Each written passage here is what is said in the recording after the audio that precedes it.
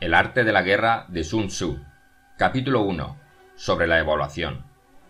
La guerra es de vital importancia para el Estado. Es el dominio de la vida o de la muerte, el camino hacia la supervivencia o la pérdida del imperio. Es forzoso manejarla bien.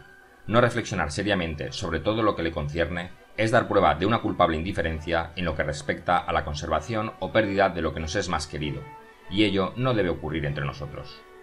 Hay que valorarla en términos de 5 factores fundamentales, y hacer comparaciones entre diversas condiciones de los bandos rivales, con vistas a determinar el resultado de la guerra. El primero de estos factores es la doctrina, el segundo el tiempo, el tercero el terreno, el cuarto el mando, y el quinto la disciplina. La doctrina significa aquello que hace que el pueblo esté en armonía con su gobernante, de modo que le siga donde sea, sin temer por sus vidas ni a correr cualquier peligro. El tiempo significa el yin y el yang, la noche y el día, el frío y el calor, días despejados o lluviosos, y el cambio de las estaciones. El terreno implica las distancias, y hace referencia a dónde es fácil o difícil desplazarse, y si es campo abierto o lugares estrechos, y esto influencia las posibilidades de supervivencia. El mando ha de tener como cualidades sabiduría, sinceridad, benevolencia, coraje y disciplina. Por último, la disciplina ha de ser comprendida como la organización del ejército, las graduaciones y rangos entre los oficiales, la regulación de las rutas de suministros y la provisión de material militar al ejército. Estos 5 factores fundamentales han de ser conocidos por cada general. Aquel que los domina vence, aquel que no sale derrotado. Por lo tanto, al trazar los planes, han de compararse los siguientes 7 factores, valorando cada uno con el mayor cuidado. ¿Qué dirigente es más sabio y capaz? ¿Cuál comandante posee el mayor talento? ¿Qué ejército obtiene ventajas de la naturaleza y el terreno? ¿En qué ejército se observan mejor las regulaciones y las instrucciones? ¿Cuáles tropas son más fuertes? ¿Qué ejército tiene oficiales y tropas mejor entrenadas? ¿Qué ejército administra recompensas y castigos de forma más justa? Mediante el estudio de estos 7 factores, serás capaz de adivinar cuál de los 2 bandos saldrá victorioso y cuál será derrotado. El general que siga mi consejo es seguro que vencerá. Ese general ha de ser mantenido al mando. Aquel que ignore mi consejo ciertamente será derrotado. Ese debe ser destituido. Tras prestar atención a mi consejo y planes, el general debe crear una situación que contribuya a su cumplimiento. Por situación quiero decir que debe tomar en consideración la situación del campo y actuar de acuerdo con lo que le es ventajoso. El arte de la guerra se basa en el engaño. Por lo tanto, cuando es capaz de atacar, ha de aparentar incapacidad. Cuando las tropas se mueven, aparentar inactividad. Si está cerca del enemigo, ha de hacerle creer que está lejos. Si está lejos, aparentar que se está cerca. Poner cebos para atraer al enemigo. Golpear al enemigo cuando está desordenado. Prepararse contra él cuando estás seguro en todas partes. Evitarle durante un tiempo cuando es más fuerte. Si tu oponente tiene un temperamento colérico, intenta irritarle. Si es arrogante, trata de fomentar su egoísmo. Si las tropas enemigas se hallan bien preparadas tras una reorganización, intenta desordenarlas. Si están unidas, siembra la disensión entre sus filas. Ataca al enemigo cuando no esté preparado y aparece cuando no te espere. Estas son las claves de la victoria para el estratega. Ahora, si las estimaciones realizadas antes de la batalla indican victoria, es porque los cálculos cuidadosamente realizados muestran que tus condiciones son más favorables que las condiciones del enemigo. Si indican derrota, es porque muestran que las condiciones favorables para la batalla son menores. Con una evaluación cuidadosa, uno puede vencer, sin ella no puede. Muchas menos oportunidades de victoria tendrá aquel que no realiza cálculos en absoluto. Gracias a este método se puede examinar la situación, y el resultado aparece claramente. Capítulo 2. Sobre la iniciación de las acciones. Una vez comenzada la batalla, aunque estés ganando, de continuar por mucho tiempo, desanimará a tus tropas y embotará tu espada. Si estás sitiando una ciudad, agotarás tus fuerzas. Si mantienes a tu ejército durante mucho tiempo en campaña, tus suministros se agotarán. Las armas son instrumentos de mala suerte. Emplearlas por mucho tiempo producirá calamidades. Como se ha dicho, los que a hierro matan, a hierro mueren. Cuando tus tropas están desanimadas, tu espada embotada, agotadas tus fuerzas y tus suministros son escasos, hasta los tuyos se aprovecharán de tu debilidad para sublevarse. Entonces, aunque tengas consejeros sabios, al final no podrás hacer que las cosas salgan bien. Por esta causa, he oído hablar de operaciones militares que han sido torpes y repentinas, pero nunca he visto a ningún experto en el arte de la guerra que mantuviese la campaña por mucho tiempo. Nunca es beneficioso para un país dejar que una operación militar se prolongue por mucho tiempo.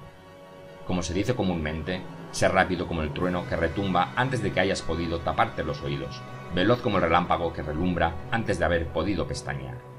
Por lo tanto, los que no son totalmente conscientes de la desventaja de servirse de las armas no pueden ser totalmente conscientes de las ventajas de utilizarlas. Los que utilizan los medios militares con pericia no activan a sus tropas 2 veces, ni proporcionan alimentos en 3 ocasiones, con un mismo objetivo. Esto quiere decir que no se debe movilizar al pueblo más de una vez por campaña, y que inmediatamente después de alcanzar la victoria no se debe regresar al propio país para hacer una segunda movilización. Al principio esto significa proporcionar alimentos, para las propias tropas, pero después se quitan los alimentos al enemigo. Si tomas los suministros de armas de tu propio país, pero quitas los alimentos al enemigo, puedes estar bien abastecido de armamento y de provisiones. Cuando un país se empobrece a causa de las operaciones militares, se debe al transporte de provisiones desde un lugar distante. Si las transportas desde un lugar distante, el pueblo se empobrecerá. Los que habitan cerca de donde está el ejército pueden vender sus cosechas a precios elevados, pero se acaba de este modo el bienestar de la mayoría de la población. Cuando se transportan las provisiones muy lejos, la gente se arruina a causa del alto costo. En los mercados cercanos al ejército, los precios de las mercancías se aumentan. Por lo tanto, las largas campañas militares constituyen una lacra para el país. Cuando se agotan los recursos, los impuestos se recaudan bajo presión. Cuando el poder y los recursos se han agotado, se arruina el propio país. Se priva al pueblo de gran parte de su presupuesto, mientras que los gastos del gobierno para armamentos se elevan. Los habitantes constituyen la base de un país. Los alimentos son la felicidad del pueblo. El príncipe debe respetar este hecho y ser sobrio y austero en sus gastos públicos. En consecuencia, un general inteligente lucha por desproveer al enemigo de sus alimentos. Cada porción de alimentos tomados al enemigo equivale a 20 que te suministras a ti mismo. Así pues, lo que arrasa al enemigo es la imprudencia, y la motivación de los tuyos es asumir los beneficios de los adversarios. Cuando recompensas a tus hombres con los beneficios que ostentaban los adversarios, los harás luchar por propia iniciativa, y así podrás tomar el poder y la influencia que tenía el enemigo. Es por esto por lo que se dice que donde hay grandes recompensas, hay hombres valientes. Por consiguiente, en una batalla de carros, recompensa primero al que tome al menos 10 carros. Si recompensas a todo el mundo, no habrá suficiente para todos. Así pues, ofrece una recompensa a un soldado para animar a todos los demás. Cambia sus colores, de los soldados enemigos hechos prisioneros. Utilízalos mezclados con los tuyos. Trata bien a los soldados y préstales atención. Los soldados prisioneros deben ser bien tratados, para conseguir que en el futuro luchen para ti. A esto se llama vencer al adversario e incrementar por añadidura tus propias fuerzas.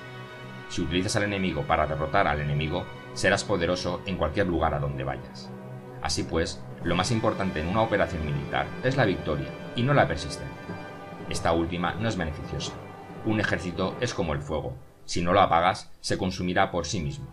Por lo tanto, sabemos que quien está a la cabeza del ejército está a cargo de las vidas de los habitantes y de la seguridad de la nación. Capítulo 3. Sobre las proposiciones de la victoria y la derrota. Como regla general, es mejor conservar a un enemigo intacto que destruirlo, capturar a sus soldados para conquistarlos y dominar a sus jefes. Un general decía: practica las artes marciales, calcula la fuerza de tus adversarios, haz que pierdan su ánimo y dirección, de manera que aunque el ejército enemigo esté intacto, sea inservible. Esto es ganar sin violencia.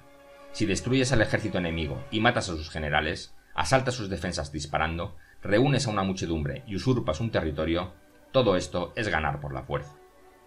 Por esto, los que ganan todas las batallas no son realmente profesionales. Los que consiguen que se rindan impotentes los ejércitos ajenos, sin luchar, son los mejores maestros del arte de la guerra.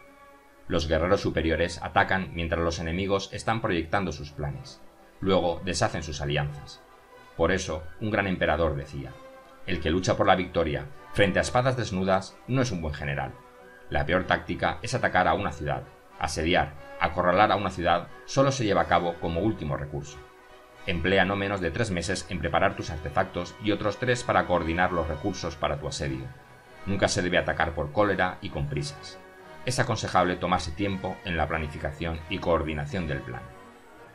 Por lo tanto, un verdadero maestro de las artes marciales vence a otras fuerzas enemigas en batalla, conquista otras ciudades sin asediarlas y destruye a otros ejércitos sin emplear mucho tiempo.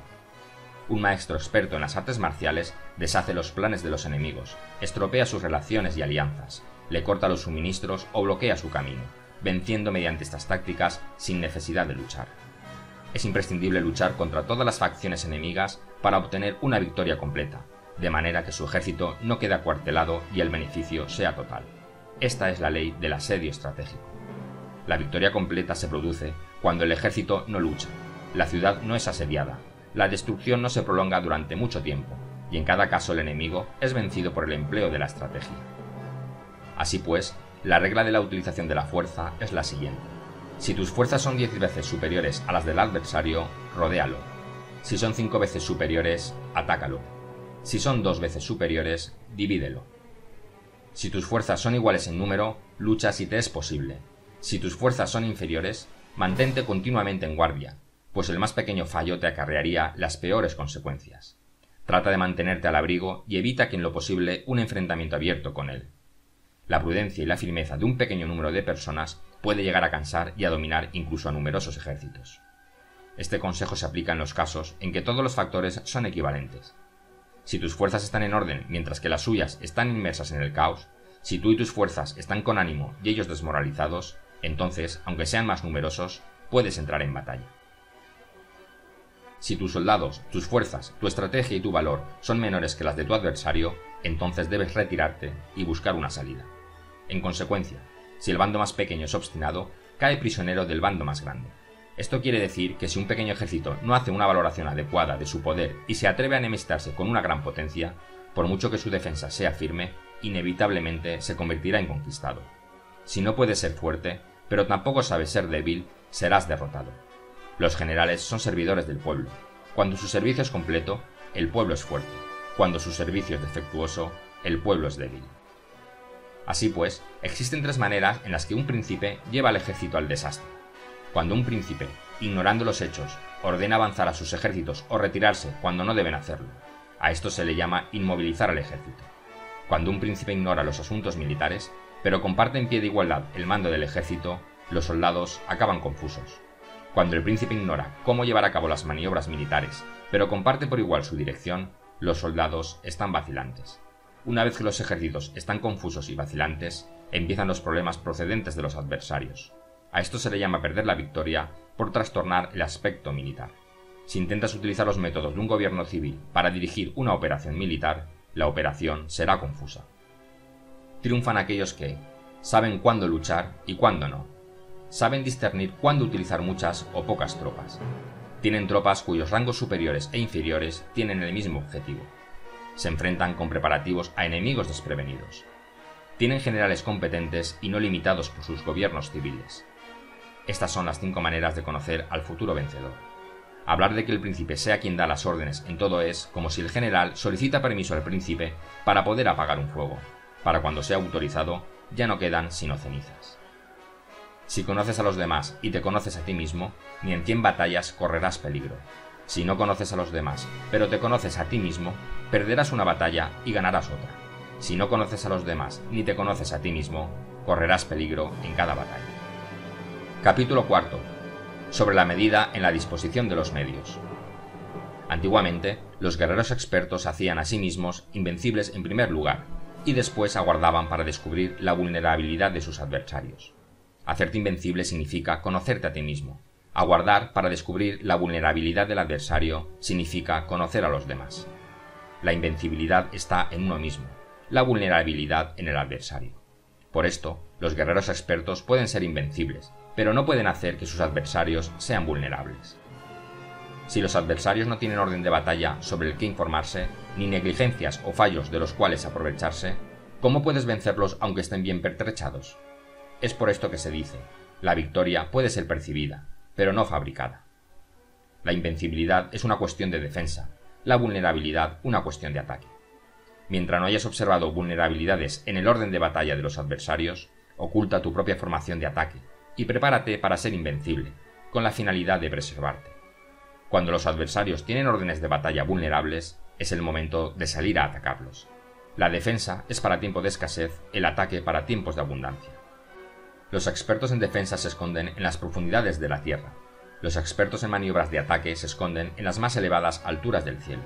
De esta manera pueden protegerse y lograr la victoria total. En situaciones de defensa, Acalláis las voces y borráis las huellas, escondidos como fantasmas y espíritus bajo tierra, invisibles para todo el mundo. En situaciones de ataque, vuestro movimiento es rápido y vuestro grito fulgurante, veloz como el trueno y el relámpago, para los que no se puede uno preparar, aunque vengan del cielo. Prever la victoria cuando cualquiera la puede conocer no constituye verdadera destreza. Todo el mundo elogia la victoria ganada en batalla, pero esa victoria no es realmente tan buena. Todo el mundo elogia la victoria en la batalla, pero lo verdaderamente deseable es poder ver el mundo de lo sutil y darte cuenta del mundo de lo oculto, hasta el punto de ser capaz de alcanzar la victoria donde no existe forma. No se requiere mucha fuerza para levantar un cabello, no es necesario tener una vista aguda para ver el sol y la luna, ni se necesita tener mucho oído para escuchar el retumbar del trueno. Lo que todo el mundo conoce no se llama sabiduría. La victoria sobre los demás obtenida por medio de la batalla no se considera una buena victoria. En la antigüedad, los que eran conocidos como buenos guerreros vencían cuando era fácil vencer. Si solo eres capaz de asegurar la victoria tras enfrentarte a un adversario en un conflicto armado, esa victoria es una dura victoria. Si eres capaz de ver lo sutil y de darte cuenta de lo oculto, irrumpiendo antes del orden de batalla, la victoria así obtenida es una victoria fácil. En consecuencia, las victorias de los buenos guerreros no destacan por su inteligencia o su bravura. Así pues, las victorias que ganan en batalla no son debidas a la suerte. Sus victorias no son casualidades, sino que son debidas a haberse situado previamente en posición de poder ganar con seguridad, imponiéndose sobre los que ya han perdido de antemano. La gran sabiduría no es algo obvio. El mérito grande no se anuncia. Cuando eres capaz de ver lo sutil, es fácil ganar. ¿Qué tiene esto que ver con la inteligencia o la bravura? Cuando se resuelven los problemas antes de que surjan, ¿quién llama a esto inteligencia? Cuando hay victorias sin batalla, ¿quién habla de bravura? Así pues, los buenos guerreros toman posición en un terreno en el que no pueden perder, y no pasan por alto las condiciones que hacen a su adversario proclive a la derrota. En consecuencia, un ejército victorioso gana primero y entabla la batalla después. Un ejército derrotado lucha primero e intenta obtener la victoria después. Esta es la diferencia entre los que tienen estrategia y los que no tienen planes premeditados.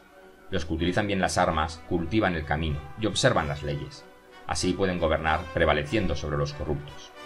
Servirse de la armonía para desvanecer la oposición, no atacar un ejército inocente, no hacer prisioneros o tomar botín por donde pasa el ejército, no cortar los árboles ni contaminar los pozos, limpiar y purificar los templos de las ciudades y montañas del camino que atraviesas, no repetir los errores de una civilización decadente. A todo esto se llama el camino y las leyes.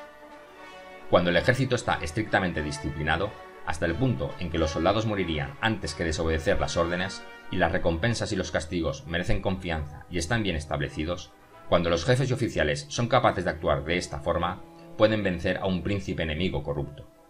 Las reglas militares son 5: medición, valoración, cálculo, comparación y victoria. El terreno da lugar a las mediciones. Estas dan lugar a las valoraciones, las valoraciones a los cálculos, estos a las comparaciones, y las comparaciones dan lugar a las victorias. Mediante las comparaciones de las dimensiones puedes conocer dónde se halla la victoria o la derrota. En consecuencia, un ejército victorioso es como un kilo comparado con un gramo. Un ejército derrotado es como un gramo comparado con un kilo.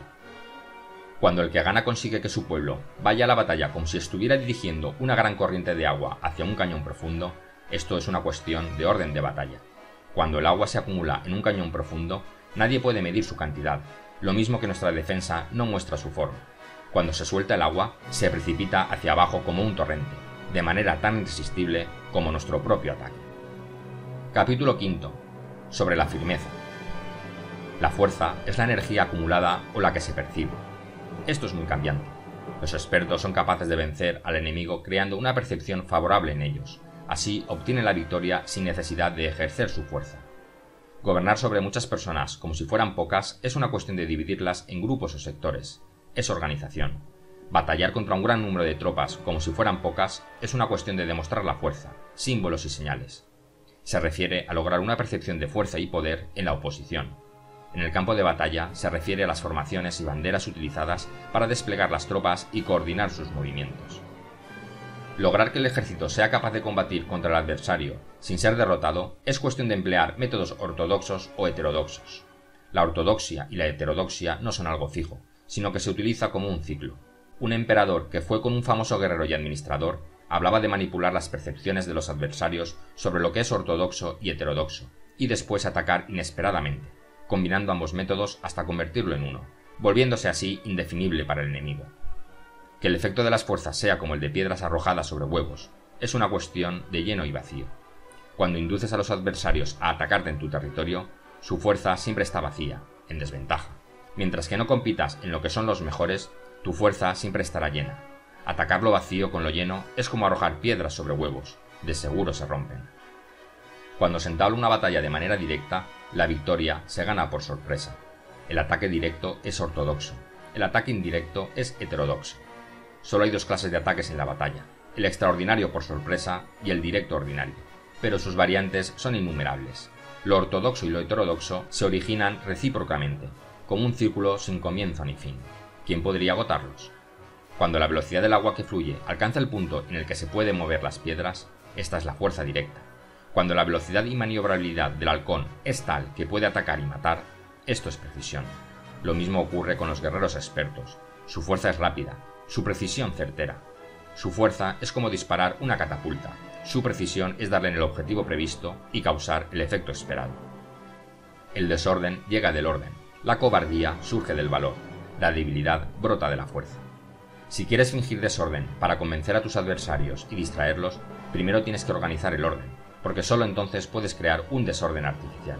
Si quieres fingir cobardía para conocer la estrategia de los adversarios, primero tienes que ser extremadamente valiente, porque solo entonces puedes actuar como tímido de manera artificial. Si quieres fingir debilidad para inducir la arrogancia en tus enemigos, primero has de ser extremadamente fuerte, porque solo entonces puedes pretender ser débil. El orden y el desorden son una cuestión de organización, la valentía y la cobardía es una cuestión de ímpetu, la fuerza y la debilidad son una cuestión de la formación en la batalla. Cuando un ejército tiene la fuerza del ímpetu, percepción, incluso el tímido se vuelve valiente. Cuando pierde la fuerza del ímpetu, incluso el valiente se convierte en tímido. Nada está fijado en las leyes de la guerra, estas se desarrollan sobre la base del ímpetu. Con astucia se puede anticipar y lograr que los adversarios se convenzcan a sí mismos cómo proceder y moverse. Les ayuda a caminar por el camino que les traza. Hace moverse a los enemigos con la perspectiva del triunfo, para que caigan en la emboscada. Los buenos guerreros buscan la efectividad en la batalla a partir de la fuerza del ímpetu, percepción, y no depende solo de la fuerza de sus soldados. Son capaces de escoger a la mejor gente, desplegarlos adecuadamente y dejar que la fuerza del ímpetu logre sus objetivos. Cuando hay entusiasmo, convicción, orden, organización, recursos, compromiso de los soldados, tienes la fuerza del ímpetu y el tímido es valeroso. Así es posible asignar a los soldados por sus capacidades, habilidades y encomendarle deberes y responsabilidades adecuadas. El valiente puede luchar, el cuidadoso puede hacer de centinela y el inteligente puede estudiar, analizar y comunicar. Cada cual es útil. Hacer que los soldados luchen permitiendo que las fuerzas del ímpetu hagan su trabajo es como hacer rodar rocas. Las rocas permanecen inmóviles cuando están en un lugar plano, pero ruedan en un plano inclinado. Se quedan fijas cuando son cuadradas, pero giran si son redondas. Por lo tanto, cuando se conduce a los hombres a la batalla con astucia, el impulso es como rocas redondas que se precipitan montaña abajo. Esta es la fuerza que produce la victoria. Capítulo 6. Sobre lo lleno y lo vacío. Los que anticipan, se preparan y llegan primero al campo de batalla y esperan al adversario están en posición descansada. Los que llegan los últimos al campo de batalla, los que improvisan y entablan la lucha, quedan agotados. Los buenos guerreros hacen que los adversarios vengan a ellos, y de ningún modo se dejan atraer fuera de su fortaleza. Si haces que los adversarios vengan a ti para combatir, su fuerza estará siempre vacía. Si no sales a combatir, tu fuerza estará siempre llena. Este es el arte de vaciar a los demás y de llenarte a ti mismo. Lo que impulsa a los adversarios a venir hacia ti por propia decisión es la perspectiva de ganar. Lo que desanima a los adversarios de ir hacia ti es la probabilidad de sufrir daños. Cuando los adversarios están en posición favorable, debes cansarlos. Cuando están bien alimentados, cortar los suministros. Cuando están descansando, hacer que se pongan en movimiento. Ataca inesperadamente, haciendo que los adversarios se agoten corriendo para salvar sus vidas. Interrumpe sus provisiones, arrasa sus campos y corta sus vías de aprovisionamiento. Aparece en lugares críticos y ataca donde menos se lo esperen, haciendo que tengan que acudir al rescate. Aparece donde no puedan ir, se dirige hacia donde menos se lo esperen. Para desplazarte cientos de kilómetros sin cansancio, atraviesa tierras despobladas. Atacar un espacio abierto no significa solo un espacio en el que el enemigo no tiene defensa. Mientras su defensa no sea estricta, el lugar no esté bien guardado, Los enemigos se desperdigarán ante ti, como si estuvieras atravesando un territorio despoblado. Para tomar infaliblemente lo que atacas, ataca donde no haya defensa. Para mantener una defensa infaliblemente segura, defiende donde no haya ataque. Así, en el caso de los que son expertos en el ataque, sus enemigos no saben por dónde atacar. Cuando se cumplan las instrucciones, las personas son sinceramente leales y comprometidas, los planes y preparativos para la defensa implantados con firmeza, siendo tan sutil y reservado que no se revelan las estrategias de ninguna forma, y los adversarios se sienten inseguros, y su inteligencia no les sirve para nada. Sé extremadamente sutil, discreto, hasta el punto de no tener forma. Sé completamente misterioso y confidencial, hasta el punto de ser silencioso. De esta manera podrás dirigir el destino de tus adversarios. Para avanzar sin encontrar resistencia, arremete por sus puntos débiles. Para retirarte de manera esquiva, sé más rápido que ellos. Las situaciones militares se basan en la velocidad. Llega como el viento, muévete como el relámpago, y los adversarios no podrán vencerte. Por lo tanto, cuando quieras entrar en batalla, incluso si el adversario está atrincherado en una posición defensiva, no podrá evitar luchar si atacas en el lugar en el que debe acudir irremediablemente al rescate. Cuando no quieras entrar en batalla, incluso si trazas una línea en el terreno que quieres conservar, el adversario no puede combatir contigo, porque le das una falsa pista. Esto significa que cuando los adversarios llegan para atacarte, no luchas con ellos, sino que estableces un cambio estratégico para confundirlos y llenarlos de incertidumbre. Por consiguiente, cuando induces a otros a efectuar una formación, mientras que tú mismo permaneces en forma, estás concentrado, mientras que tu adversario está dividido. Haz que los adversarios vean como extraordinario lo que es ordinario para ti. Esto es inducir al enemigo a efectuar una formación. Una vez vista la formación del adversario, concentras tus tropas contra él. Como tu formación no está a la vista, el adversario dividirá seguramente sus fuerzas. Cuando estás concentrado formando una sola fuerza, mientras que el enemigo está dividido en 10, estás atacando a una concentración de 1 contra 10, así que tus fuerzas superan a las suyas. Si puedes atacar a unos pocos soldados con muchos, diezmarás el número de tus adversarios. Cuando estás fuertemente atrincherado, te has hecho fuerte tras buenas barricadas, y no dejas filtrar ninguna información sobre tus fuerzas, sal afuera sin información precisa, ataca y conquista de manera incontenible. No han de conocer dónde piensas librar la batalla, porque cuando no se conoce, el enemigo destaca muchos puestos de vigilancia, y en el momento en el que se establecen numerosos puestos, solo tienes que combatir contra pequeñas unidades. Así pues, cuando su vanguardia está preparada, su retaguardia es defectuosa, y cuando su retaguardia está preparada, su vanguardia presenta puntos débiles. Las preparaciones de su ala derecha significarán carencia en su ala izquierda. Las preparaciones por todas partes significará ser vulnerable por todas partes.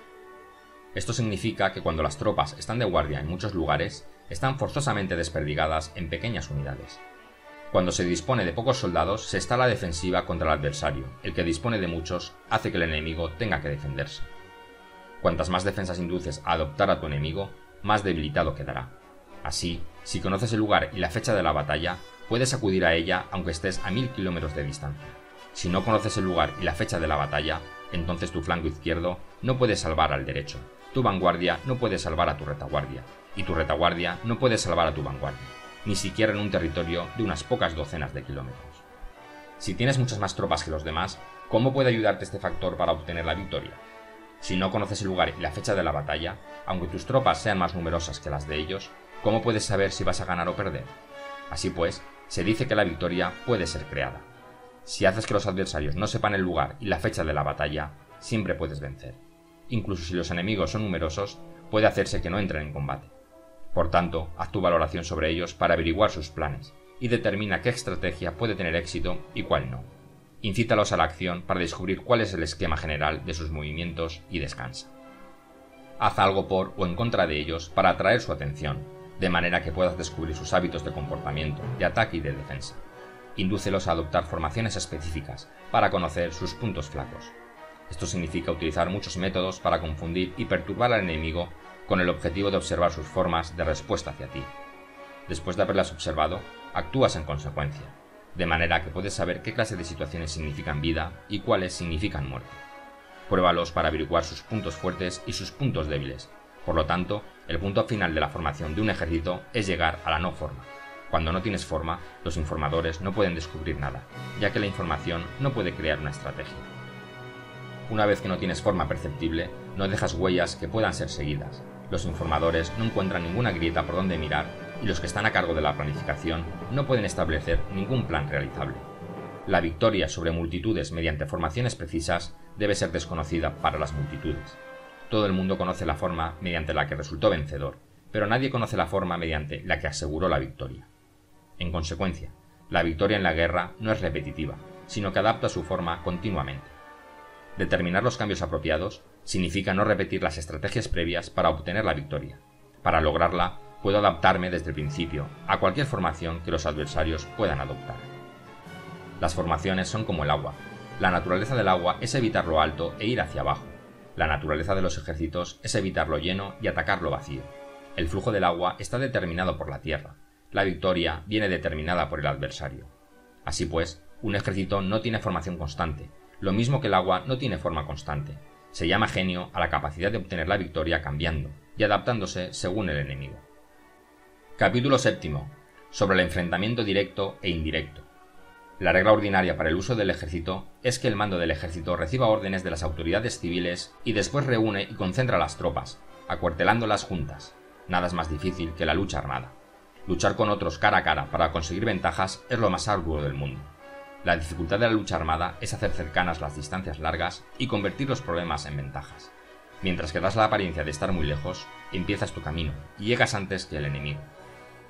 Por lo tanto, haces que su ruta sea larga, atrayéndole con la esperanza de ganar. Cuando emprendes la marcha después que los otros y llegas antes que ellos, conoces la estrategia de hacer que las distancias sean cercanas. Sírvete de una unidad especial para engañar al enemigo atrayéndole a una falsa persecución, haciéndole creer que el grueso de tus fuerzas está muy lejos. Entonces, lanzas una fuerza de ataque sorpresa que llega antes, aunque emprendió el camino después. Por consiguiente, la lucha armada puede ser provechosa y puede ser peligrosa. Para el experto es provechosa, para el inexperto peligrosa. Movilizar a todo el ejército para el combate en aras de obtener alguna ventaja tomaría mucho tiempo, pero combatir por una ventaja con un ejército incompleto tendría como resultado una falta de recursos. Si te movilizas rápidamente y sin parar día y noche, recorriendo el doble de la distancia habitual, y si luchas por obtener alguna ventaja a miles de kilómetros, tus jefes militares serán hechos prisioneros. Los soldados que sean fuertes llegarán allí primero, los más cansados llegarán después. Como regla general, solo lo conseguirá 1 de cada 10. Cuando la ruta es larga, las tropas se cansan. Si han gastado su fuerza en la movilización, llegan agotadas mientras que sus adversarios están frescos. Así pues, es seguro que serán atacadas. Combatir por una ventaja a 50 kilómetros de distancia frustrará los planes del mando y, como regla general, solo la mitad de los soldados lo harán. Si se combate para obtener una ventaja de 30 kilómetros de distancia, solo 2 de cada 3 soldados los recorrerán. Así pues, un ejército perece si no está equipado, si no tiene provisiones o si no tiene dinero. Estas 3 cosas son necesarias.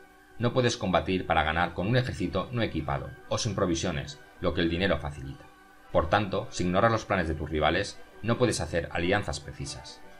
A menos que conozcas las montañas y los bosques, los desfiladeros y los pasos, y la condición de los pantanos, no puedes maniobrar con una fuerza armada. A menos que utilices guías locales, no puedes aprovecharte de las ventajas del terreno. Solo cuando conoces cada detalle de la condición del terreno, puedes maniobrar y guerrear. Por consiguiente, una fuerza militar se usa según la estrategia prevista, se moviliza mediante la esperanza de recompensa, y se adapta mediante la división y la combinación. Una fuerza militar se establece mediante la estrategia en el sentido de que distraes al enemigo para que no pueda conocer cuál es tu situación real y no pueda imponer su supremacía. Se moviliza mediante la esperanza de recompensa, en el sentido de que entra en acción cuando ve la posibilidad de obtener una ventaja. Dividir y volver a hacer combinaciones de tropas se hace para confundir al adversario y observar cómo reacciona frente a ti. De esta manera puedes adaptarte para obtener la victoria. Por eso, cuando una fuerza militar se mueve con rapidez es como el viento. Cuando va lentamente es como el bosque. Es voraz como el fuego e inmóvil como las montañas. Es rápida como el viento en el sentido que llega sin avisar y desaparece como el relámpago. Es como un bosque porque tiene un orden.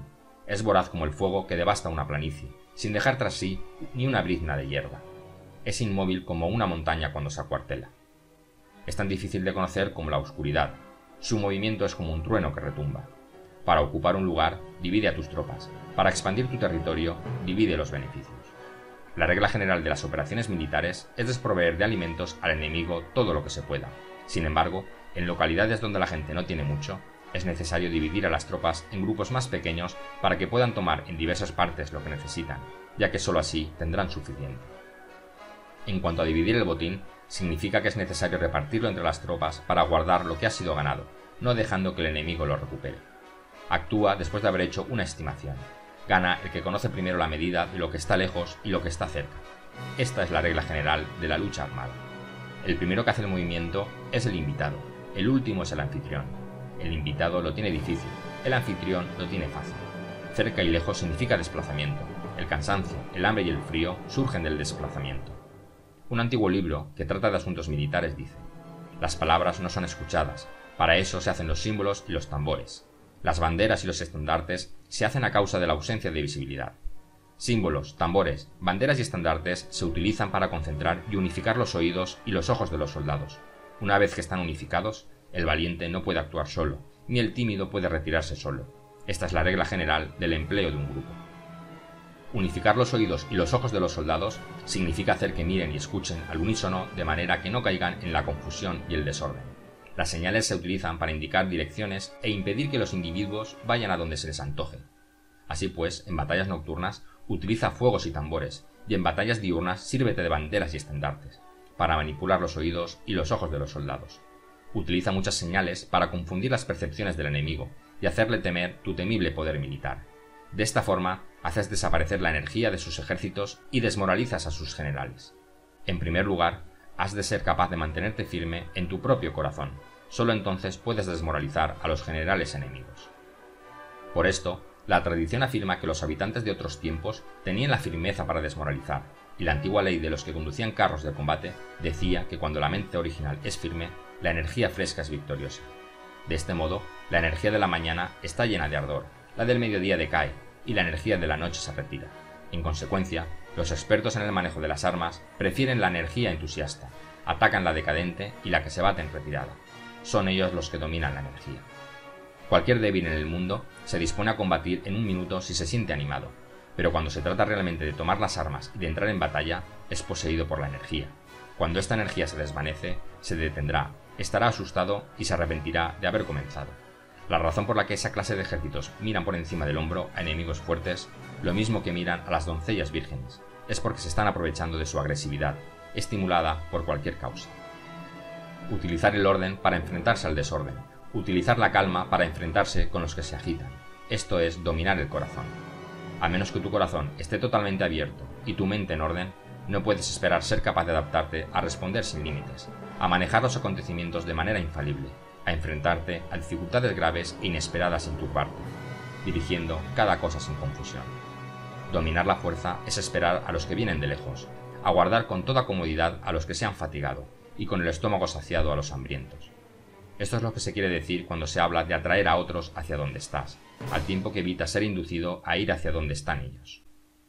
Evitar la confrontación contra formaciones de combate bien ordenadas y no atacar grandes batallones constituye el dominio de la adaptación.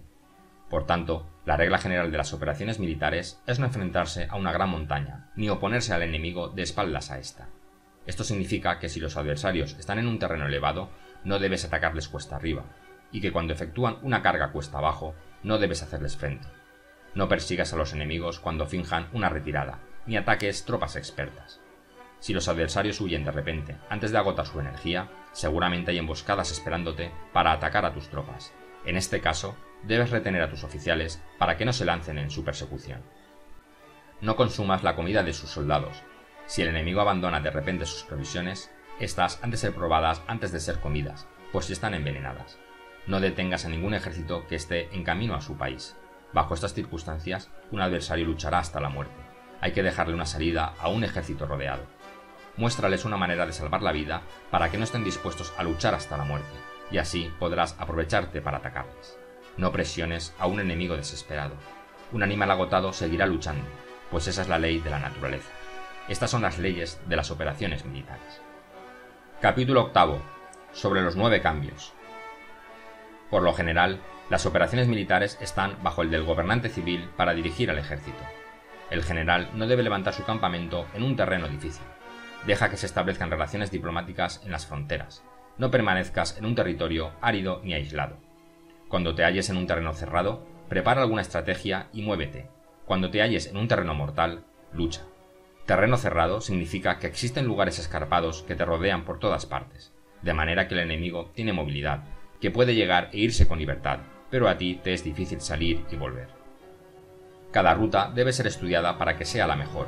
Hay rutas que no debes usar, ejércitos que no han de ser atacados, ciudades que no deben ser rodeadas, terrenos sobre los que no se debe combatir, y órdenes de gobernantes civiles que no deben ser obedecidas. En consecuencia, los generales que conocen las variables posibles para aprovecharse del terreno saben cómo manejar las fuerzas armadas. Si los generales no saben cómo adaptarse de manera ventajosa, aunque conozcan la condición del terreno, no pueden aprovecharse de él. Si están al mando de ejércitos, pero ignoran las artes de la total adaptabilidad, aunque conozcan el objetivo a lograr, no pueden hacer que los soldados luchen por él. Si eres capaz de ajustar la campaña, cambiar conforme al ímpetu de las fuerzas, entonces la ventaja no cambia, y los únicos que son perjudicados son los enemigos. Por esta razón, no existe una estructura permanente. Si puedes comprender totalmente este principio, puedes hacer que los soldados actúen en la mejor forma posible. Por lo tanto, las consideraciones de la persona inteligente siempre incluyen el analizar objetivamente el beneficio y el daño. Cuando considera el beneficio, su acción se expande. Cuando considera el daño, sus problemas pueden resolverse. El beneficio y el daño son interdependientes, y los sabios lo tienen en cuenta. Por ello, lo que retiene a los adversarios es el daño, lo que les mantiene ocupados es la acción, y lo que les motiva es el beneficio. Cansa a los enemigos manteniéndolos ocupados y no dejándoles respirar. Pero antes de lograrlo, tienes que realizar previamente tu propia labor. Esa labor consiste en desarrollar un ejército fuerte, un pueblo próspero, una sociedad armoniosa y una manera ordenada de vivir. Así pues, la norma general de las operaciones militares consiste en no contar con que el enemigo no acuda, sino confiar en tener los medios de enfrentarte a él. No contar con que el adversario no ataque, sino confiar en poseer lo que no puede ser atacado. Si puedes recordar siempre el peligro cuando estás a salvo y el caos en tiempos de orden, permanece atento al peligro y al caos mientras no tengan todavía forma, y evítalos antes de que se presenten. Esta es la mejor estrategia de todas. Por esto, existen 5 rasgos que son peligrosos en los generales. Los que están dispuestos a morir pueden perder la vida. Los que quieren preservar la vida pueden ser hechos prisioneros. Los que son dados a los apasionamientos irracionales pueden ser ridiculizados.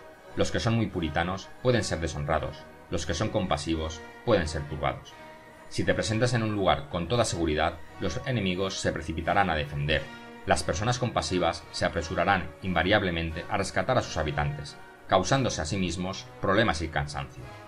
Estos son 5 rasgos que constituyen defectos en los generales y que son desastrosos para las operaciones militares.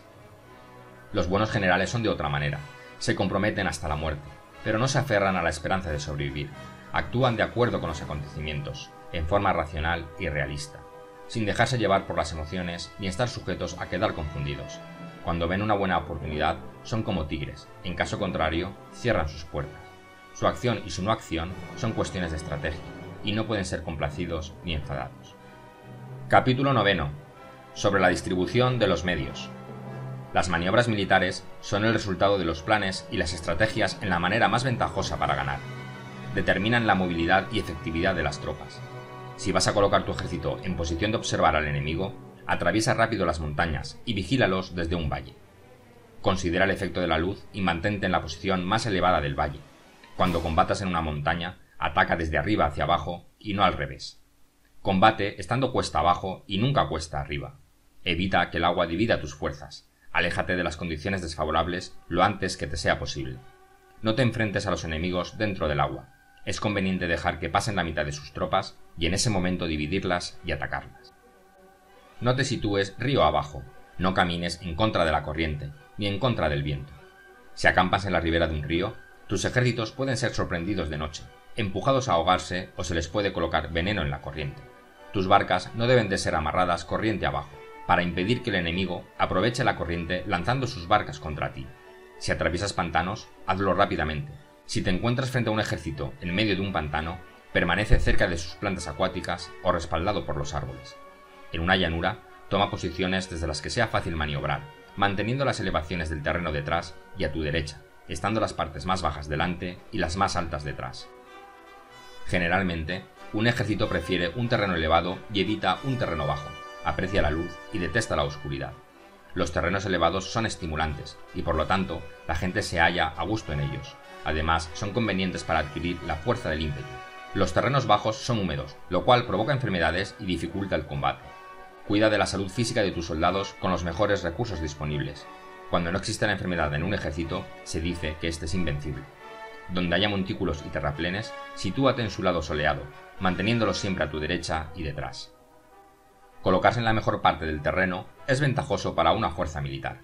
La ventaja en una operación militar consiste en aprovecharse de todos los factores beneficiosos del terreno. Cuando llueve río arriba y la corriente trae consigo la espuma, si quieres cruzarlo, espera a que escampe.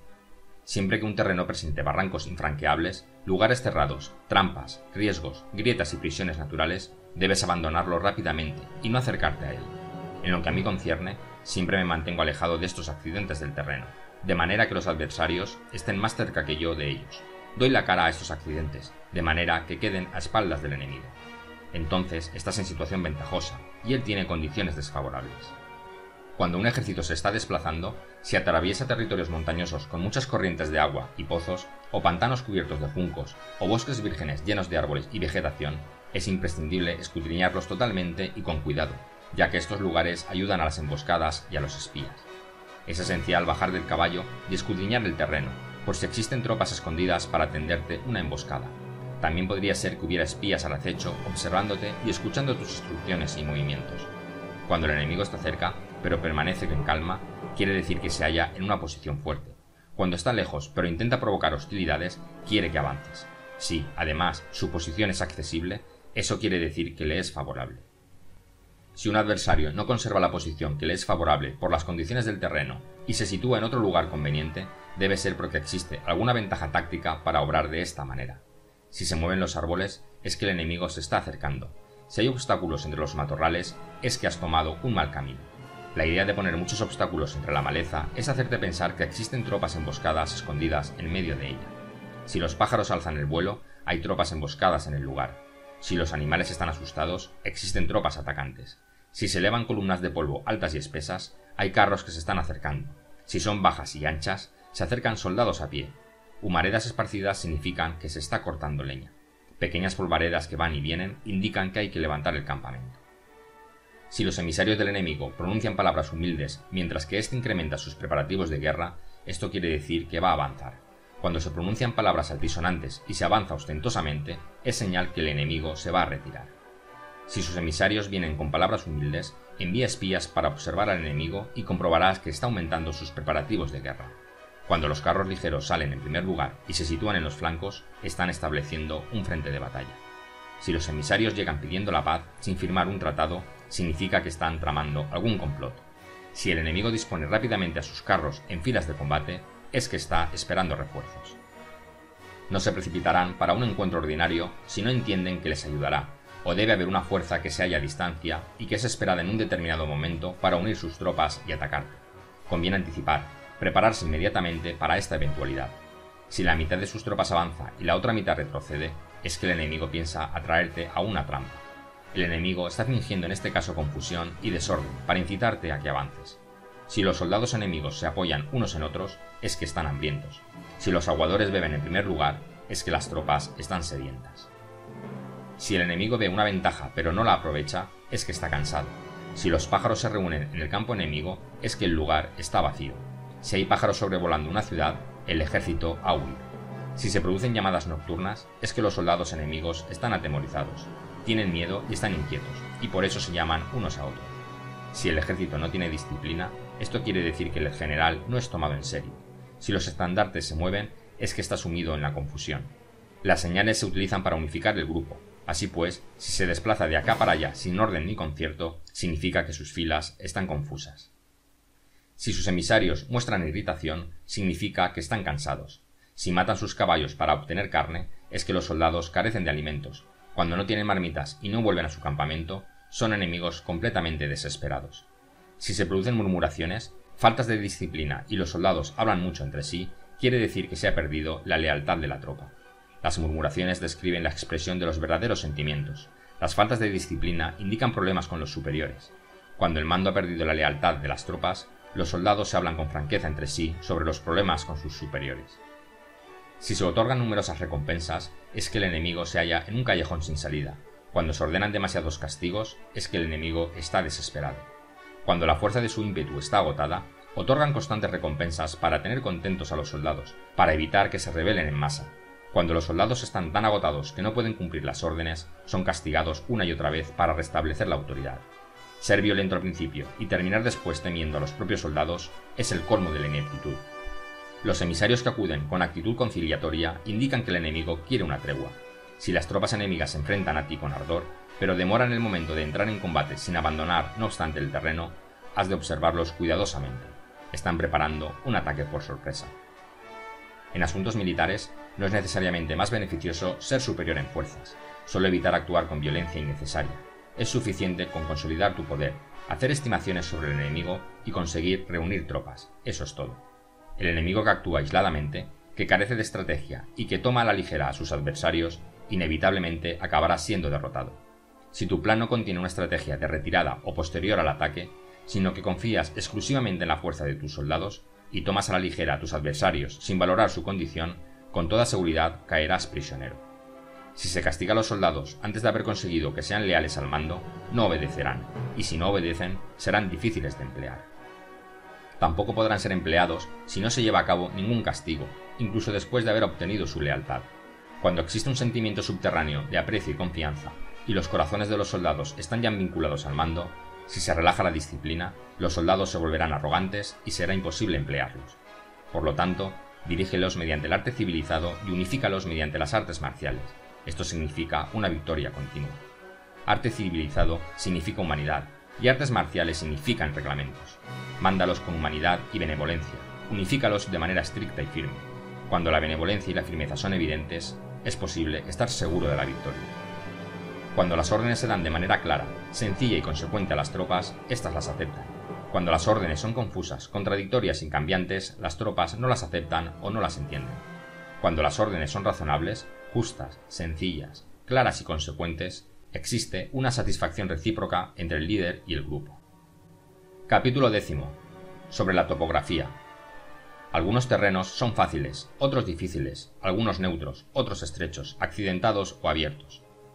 Cuando el terreno sea accesible, sé el primero en establecer tu posición, eligiendo las alturas soleadas, una posición que sea adecuada para transportar los suministros. Así tendrás ventaja cuando libres la batalla. Cuando estés en un terreno difícil de salir, estás limitado. En este terreno, si tu enemigo no está preparado, puedes vencer si sigues adelante, pero si el enemigo está preparado y sigues adelante, tendrás muchas dificultades para volver de nuevo a él, lo cual jugará en contra tuya. Cuando es un terreno desfavorable para ambos bandos, se dice que es un terreno neutro. En un terreno neutro, incluso si el adversario te ofrece una ventaja, no te aproveches de ella. Retírate, induciendo a salir a la mitad de las tropas enemigas, y entonces cae sobre él aprovechándote de esta condición favorable.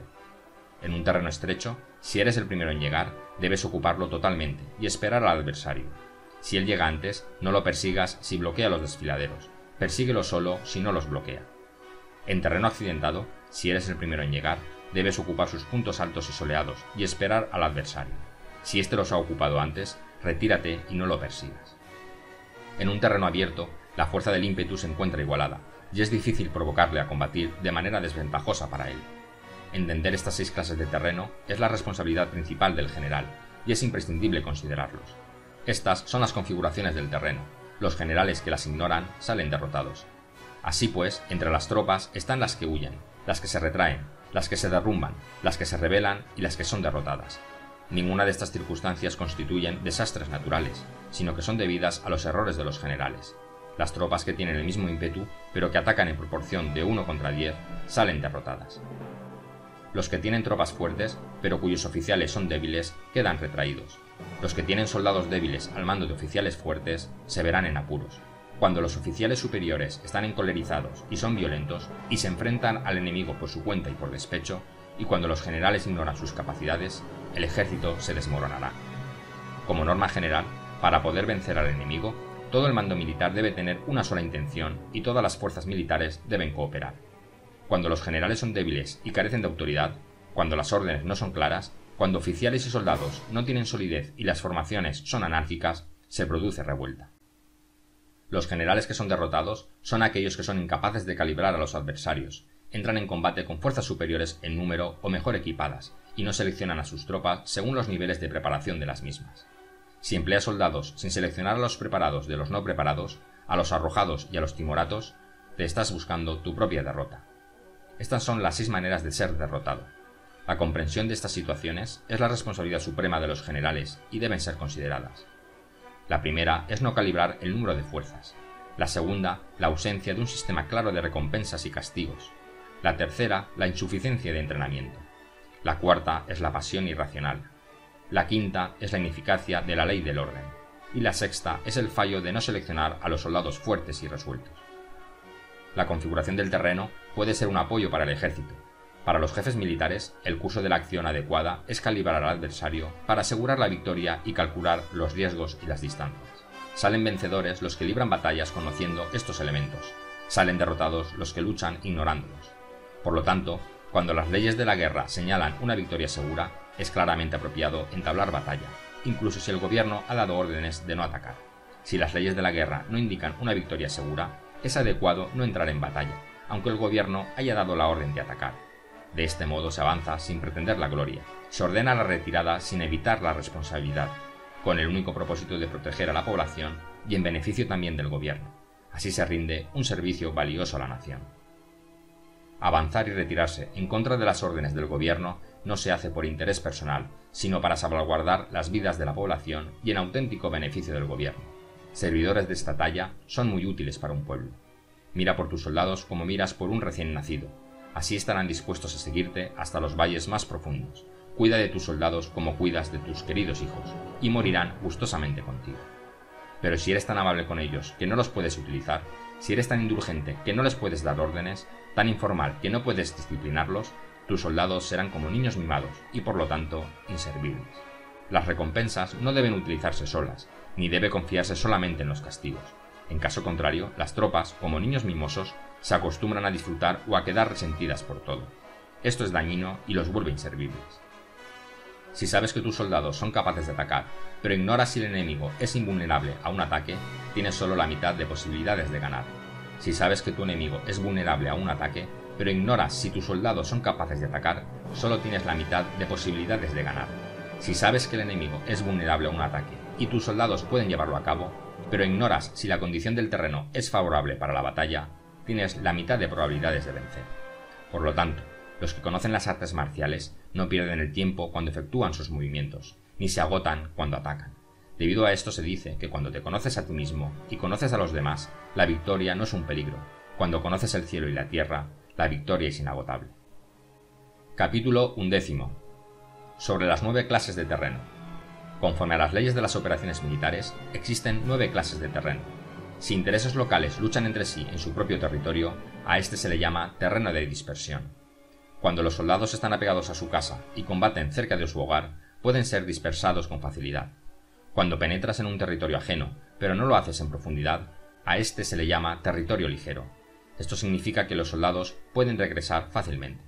El territorio que puede resultarte ventajoso si lo tomas, y ventajoso al enemigo si es él quien lo conquista, se llama terreno clave. Un terreno de lucha inevitable es cualquier enclave defensivo o paso estratégico. Un territorio igualmente accesible para ti y para los demás se llama terreno de comunicación. El territorio que está rodeado por 3 territorios rivales y es el primero en proporcionar libre acceso a él a todo el mundo se llama terreno de intersección.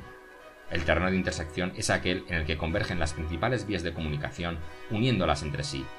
Sé el primero en ocuparlo, y la gente tendrá que ponerse de tu lado. Si lo obtienes, te encuentras seguro. Si lo pierdes, corres peligro.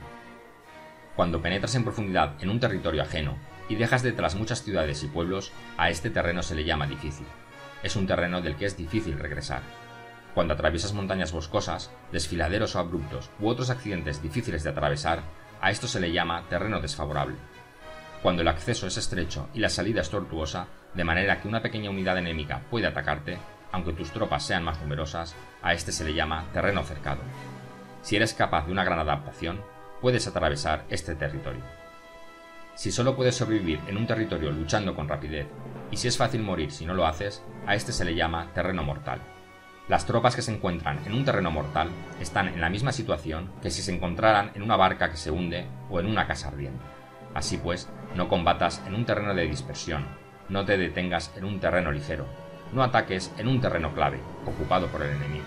No dejes que tus tropas sean divididas en un terreno de comunicación. En terrenos de intersección, establece comunicaciones. En terrenos difíciles, entra aprovisionado. En terrenos desfavorables, continúa marchando. En terrenos cercados, haz planes. En terrenos mortales, lucha. En un terreno de dispersión, los soldados pueden huir. Un terreno ligero es cuando los soldados han penetrado en territorio enemigo, pero todavía no tienen las espaldas cubiertas. Por eso, sus mentes no están realmente concentradas y no están listos para la batalla. No es ventajoso atacar al enemigo en un terreno clave. Lo que es ventajoso es llegar el primero a él. No debe permitirse que quede aislado el terreno de comunicación, para poder servirse de las rutas de suministros. En terrenos de intersección estarás a salvo si estableces alianzas. Si las pierdes, te encontrarás en peligro. En terrenos difíciles, entrar aprovisionado significa reunir todo lo necesario para estar allí mucho tiempo. En terrenos desfavorables, ya que no puedes atrincherarte en ello, debes apresurarte a salir. En terrenos cercados, introduce tácticas sorpresivas. Si las tropas caen en un terreno mortal, todo el mundo luchará de manera espontánea. Por esto se dice: sitúa las tropas en un terreno mortal y sobrevivirán. Los que eran antes considerados como expertos en el arte de la guerra eran capaces de hacer que el enemigo perdiera contacto entre su vanguardia y su retaguardia, la confianza entre las grandes y las pequeñas unidades, el interés recíproco para el bienestar de los diferentes rangos, el apoyo mutuo entre gobernantes y gobernados, el alistamiento de soldados y la coherencia de sus ejércitos. Estos expertos entraban en acción cuando les era ventajoso y se retenían en caso contrario. Introducían cambios para confundir al enemigo, atacándolos aquí y allá, aterrorizándolos y sembrando en ellos la confusión, de tal manera que no les daban tiempo para hacer planes. Se podría preguntar cómo enfrentarse a fuerzas enemigas numerosas y bien organizadas que se dirigen hacia ti. La respuesta es quitarles en primer lugar algo que aprecien, y después te escucharán. La rapidez de acción es el factor esencial de la condición de la fuerza militar, aprovechándose de los errores de los adversarios, desplazándose por caminos que no esperan y atacando cuando no están en guardia. Esto significa que para aprovecharse de la falta de preparación, de visión y de cautela de los adversarios, es necesario actuar con rapidez, y que si dudas, esos errores no te servirán de nada.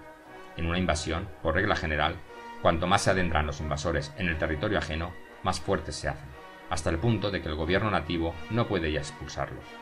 Escoge campos fértiles, y las tropas tendrán suficiente para comer. Cuida de su salud y evita el cansancio. Consolida su energía, aumenta su fuerza. Que los movimientos de tus tropas y la preparación de tus planes sean insondables. Consolida la energía más entusiasta de tus tropas. Ahorra las fuerzas sobrantes. Mantén en secreto tus formaciones y tus planes, permaneciendo insondable para los enemigos, y espera a que se produzca un punto vulnerable para avanzar. Sitúa tus tropas en un punto que no tenga salida, de manera que tengan que morir antes de poder escapar, porque, ante la posibilidad de la muerte, ¿qué no estarán dispuestas a hacer? Los guerreros dan entonces lo mejor de sus fuerzas. Cuando se hallan ante un grave peligro, pierden el miedo. Cuando no hay ningún sitio a donde ir, permanecen firmes. Cuando están totalmente implicados en un terreno, se aferran a él. Si no tienen otra opción, lucharán hasta el final. Por esta razón, los soldados están vigilantes sin tener que ser estimulados, se alistan sin tener que ser llamados a filas, son amistosos sin necesidad de promesas, y se puede confiar en ellos sin necesidad de órdenes. Esto significa que cuando los combatientes se encuentran en peligro de muerte, sea cual sea su rango, todos tienen el mismo objetivo y, por lo tanto, están alertas sin necesidad de ser estimulados, tienen buena voluntad de manera espontánea y sin necesidad de recibir órdenes, y puede confiarse de manera natural en ellos, sin promesas ni necesidad de jerarquía. Prohíbe los augurios para evitar las dudas, y los soldados nunca te abandonarán. Si tus soldados no tienen riquezas, no es porque las desdeñen. Si no tienen más longevidad, no es porque no quieran vivir más tiempo. El día en que se da la orden de marcha, los soldados lloran. Así pues, una operación militar preparada con pericia debe ser como una serpiente veloz que contraataca con su cola cuando alguien le ataca por la cabeza, contraataca con la cabeza cuando alguien le ataca por la cola, y contraataca con cabeza y cola cuando alguien le ataca por el medio. Esta imagen representa el método de una línea de batalla que responde velozmente cuando es atacada. Un manual de 8 formaciones clásicas de batalla dice: haz del frente la retaguardia, haz de la retaguardia el frente, con 4 cabezas y 8 colas, haz que la cabeza esté en todas partes, y cuando el enemigo arremeta por el centro, cabeza y cola acudirán al rescate. Puede preguntarse la cuestión de si es posible hacer que una fuerza militar sea como una serpiente rápida. La respuesta es afirmativa. Incluso las personas que se tienen antipatía, encontrándose en el mismo barco, se ayudarán entre sí en caso de peligro de zozobrar. Es la fuerza de la situación la que hace que esto suceda. Por esto, no basta con depositar la confianza en caballos atados y ruedas fijadas. Se atan los caballos para formar una línea de combate estable, y se fijan las ruedas para hacer que los carros no se puedan mover. Pero aún así, esto no es suficientemente seguro ni se puede confiar en ello. Es necesario permitir que haya variantes a los cambios que se hacen, poniendo a los soldados en situaciones mortales, de manera que combatan de forma espontánea y se ayuden unos a otros codo con codo. Este es el camino de la seguridad y de la obtención de una victoria cierta. La mejor organización es hacer que se exprese el valor y mantenerlo constante. Tener éxito tanto con tropas débiles como con tropas aguerridas se basa en la configuración de las circunstancias. Si obtienes la ventaja del terreno, puedes vencer a los adversarios, incluso con tropas ligeras y débiles. ¿Cuánto más te sería posible si tienes tropas poderosas y aguerridas? Lo que hace posible la victoria a ambas clases de tropas es las circunstancias del terreno. Por lo tanto, los expertos en operaciones militares logran la cooperación de la tropa, de tal manera que dirigir un grupo es como dirigir a un solo individuo que no tiene más que una sola opción.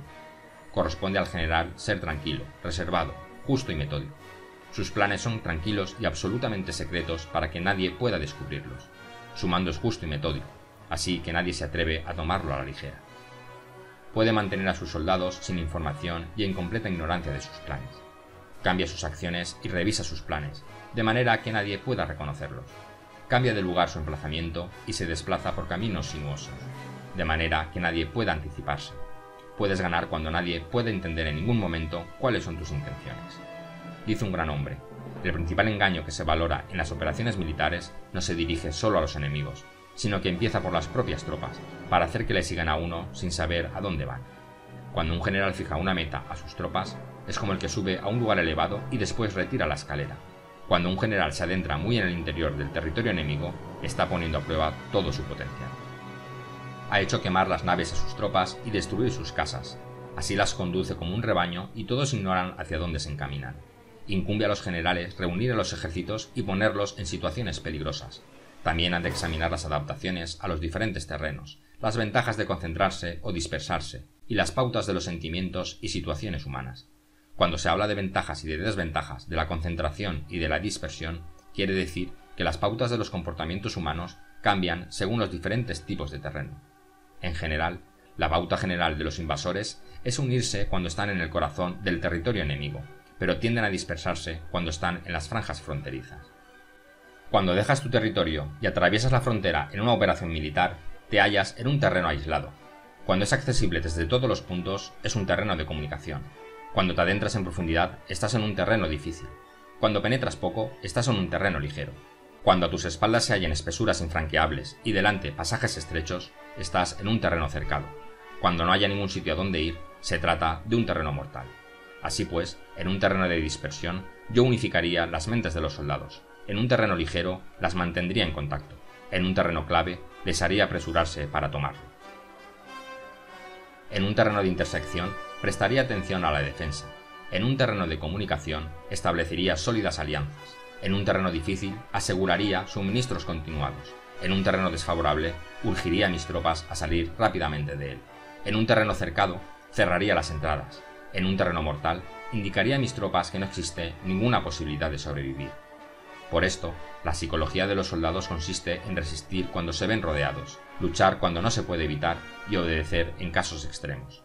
Hasta que los soldados no se vean rodeados, no tienen la determinación de resistir al enemigo hasta alcanzar la victoria. Cuando están desesperados, presentan una defensa unificada. Por ello, los que ignoran los planes enemigos no pueden preparar alianzas. Los que ignoran las circunstancias del terreno no pueden hacer maniobrar a sus fuerzas. Los que no utilizan guías locales no pueden aprovecharse del terreno. Los militares de un gobierno eficaz deben conocer todos estos factores. Cuando el ejército de un gobierno eficaz ataca a un gran territorio, el pueblo no se puede unir. Cuando su poder sobrepasa a los adversarios, es imposible hacer alianzas. Si puedes averiguar los planes de tus adversarios, aprovéchate del terreno y haz maniobrar al enemigo de manera que se encuentre indefenso. En este caso, ni siquiera un gran territorio puede reunir suficientes tropas para detenerlo. Por lo tanto, si no luchas para obtener alianzas, ni aumentas el poder de ningún país, pero extiendes tu influencia personal amenazando a los adversarios, todo ello hace que el país y las ciudades enemigas sean vulnerables. Otorga recompensas que no estén reguladas y da órdenes desacostumbradas. Considera la ventaja de otorgar recompensas que no tengan precedentes, Observa cómo el enemigo hace promesas sin tener en cuenta los códigos establecidos. Maneja las tropas como si fueran una sola persona. Empléalas en tareas reales, pero no les hables. Motívalas con recompensas, pero no les comentes los perjuicios posibles. Emplea a tus soldados solo en combatir, sin comunicarles tu estrategia.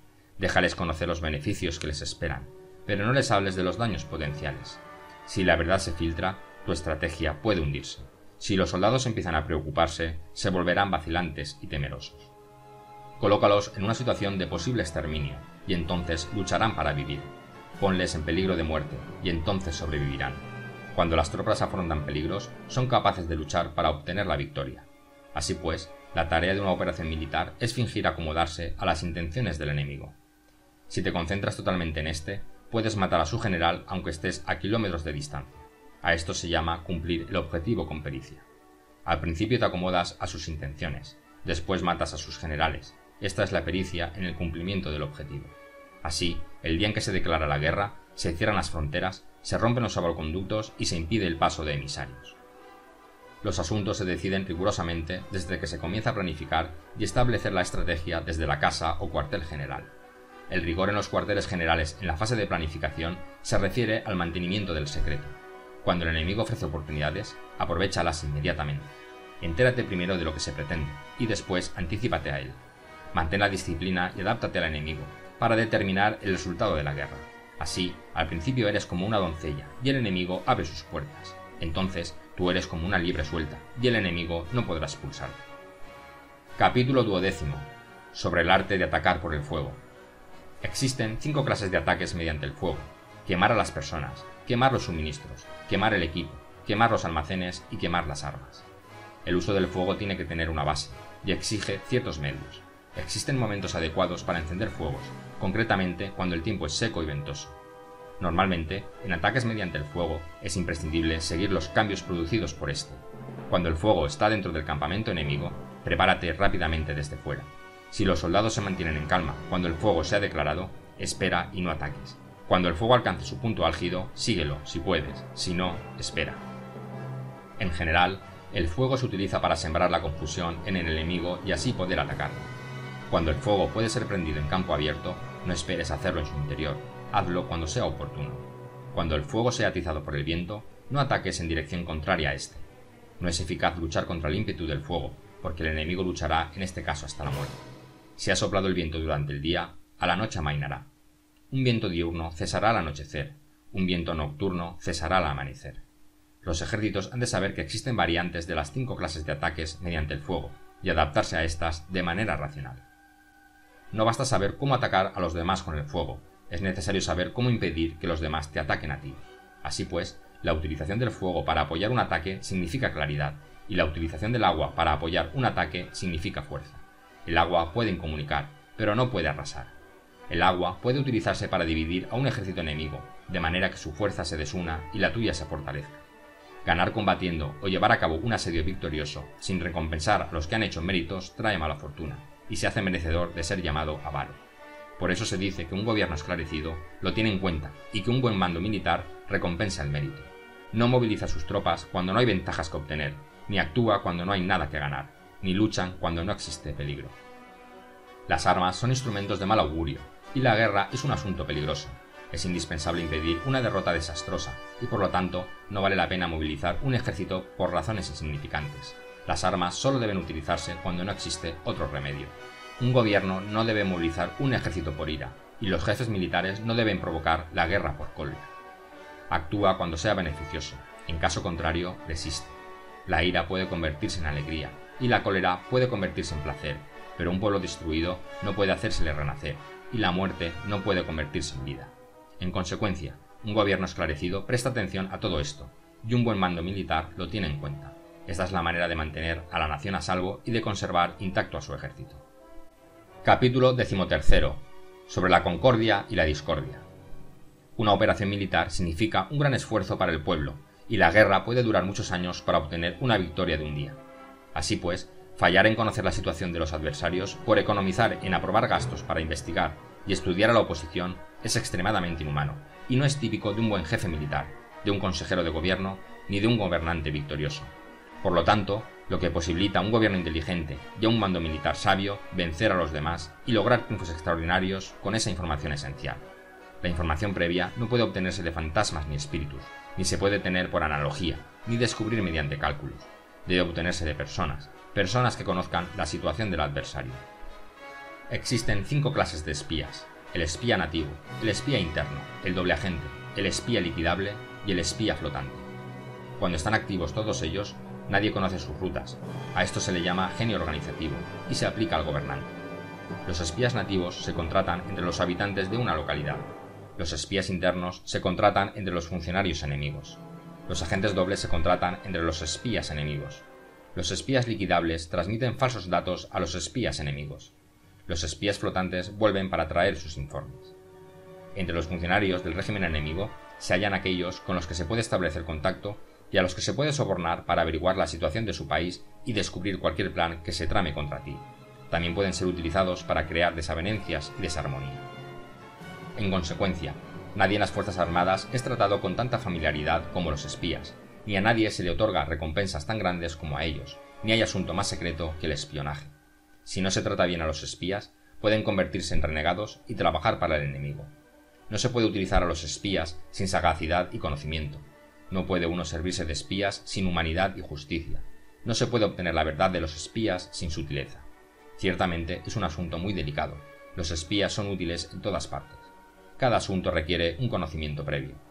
Si algún asunto de espionaje es divulgado antes de que el espía haya informado, éste y el que lo haya divulgado deben eliminarse.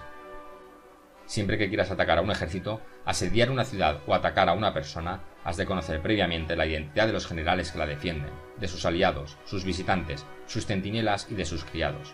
Así pues, haz que tus espías averigüen todo sobre ellos. Siempre que vayas a atacar y a combatir, debes conocer primero los talentos de los servidores del enemigo, y así puedes enfrentarte a ellos según sus capacidades. Debes buscar a agentes enemigos que hayan venido a espiarte, sobornarlos e inducirlos a pasarse a tu lado, para poder utilizarlos como agentes dobles. Con la información obtenida de esta manera, puedes encontrar espías nativos y espías internos para contratarlos. Con la información obtenida de estos, puedes fabricar información falsa sirviéndote de espías liquidables. Con la información así obtenida, puedes hacer que los espías flotantes actúen según los planes previstos. Es esencial para un gobernante conocer las 5 clases de espionaje, y este conocimiento depende de los agentes dobles. Así pues, estos deben ser bien tratados. Así, solo un gobernante brillante o un general sabio que pueda utilizar a los más inteligentes para el espionaje puede estar seguro de la victoria. El espionaje es esencial para las operaciones militares, y los ejércitos dependen de él para llevar a cabo sus acciones. No será ventajoso para el ejército actuar sin conocer la situación del enemigo, y conocer la situación del enemigo no es posible sin el espionaje. Fin. El arte de la guerra de Sun Tzu.